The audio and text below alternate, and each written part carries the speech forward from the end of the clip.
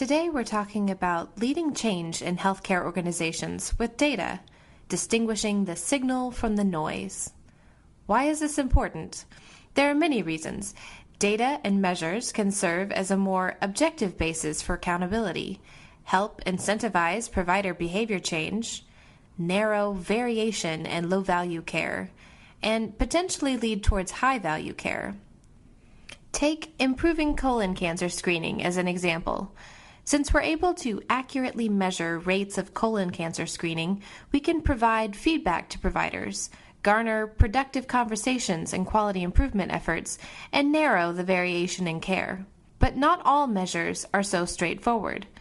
In the age of big data, it's hard to distinguish what's meaningful, the real signal, from what's not, the noise. How can we have confidence in the data that we're presented with? Confidence, the ability to tell the good from the bad, is the signal, rich, meaningful information divided by the noise, the messiness of life, all multiplied by the square root of the sample size. How do we increase confidence in a measure? There are 3 ways. 1, increase the signal. 2, decrease the noise. Or 3, increase the sample size.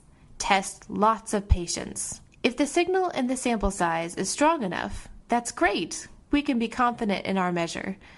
If we're unsure of the confidence of a measure because the data sources are noisy, like in healthcare, we need to triangulate our data or view it in conjunction with several other sources of information at the front line to formulate a more accurate picture of reality.